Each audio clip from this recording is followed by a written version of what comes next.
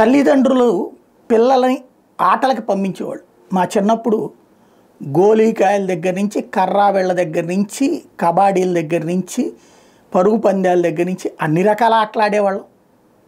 నలుగురు ఫ్రెండ్స్ చుట్టుపక్కల ఉన్నటువంటి మా స్కూళ్ళల్లోనే చదివే ఫ్రెండ్స్, లేదా రోడ్డు మీదకి వెళ్తే కనిపించే వాళ్ళతో ఆటలు ఒకళ్ళకొకళ్ళు అందుకోవడం. అక్కడ వాళ్ళు ఎవరో కూడా తెలియదు మనకి.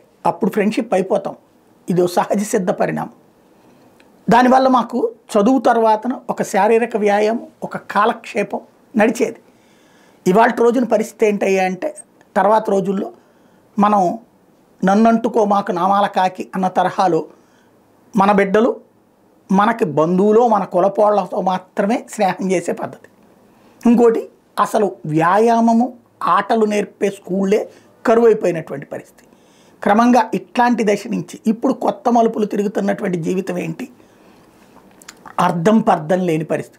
పుట్టినటువంటి పిల్లల్ని పెంచేటప్పుడు తాత ఆడించేవాడు, మేనమామ ఆడించేవాడు, బాబాయ్ ఆడించేవాడు, ఇట్లా అందరూ రారా నాన్న చిన్ని చిన్న చిట్కా అని చెప్పి మాట్లాడుతూ ఉండేటటువంటి స్టేజ్ నుంచి ఇప్పుడు ఆ పిల్లలతో మాట్లాడే తీరిక తల్లికి లేదు, తండ్రికి లేదు, ఇంట్లో ఎవరు పట్టించుకునేవాళ్ళు లేరు.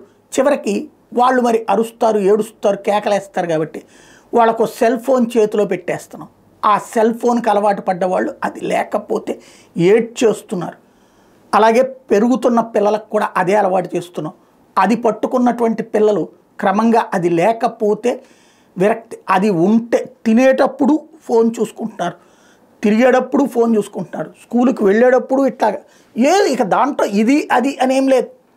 ఇన్స్టానే చూస్తారా, ఫేస్బుక్కే చూస్తారా, లేకపోతే కనుక యూట్యూబ్లే చూస్తారా, ఓటీటీ ప్లాట్ఫామ్. ఇక అదొక వ్యసనంగా మారిపోయింది. మద్యం, మత్తుమందు ఇట్లాంటి వాటి కంటే ఇది అత్యంత దారుణమైన వ్యసనం. మేము ఎదుగుతున్న వయసులో మాకు మా స్కూళ్ళ ఏరియాలోనూ కాలేజీల ఏరియాలోనూ వీడియో గేమ్స్ అనేటటువంటిది ఉండేది.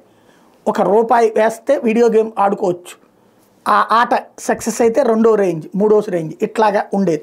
వాటికి వ్యసనానికి బలైపోయినటువంటి వాళ్ళు బోల్డ్ అంతమంది. చదువు కంటే కూడా వాళ్ళు ఈవెన్ చదువుతుంటే ఆ మెదడులో ఆ వీడియో గేమ్ కనబడతా ఉంటుంది. ఇప్పుడు పిల్లల పరిస్థితి అట్లా ఉంది. దీనికి ముగింపు ఎక్కడ అన్నది ఆలోచించాలని నిపుణులు చెప్తున్నారు.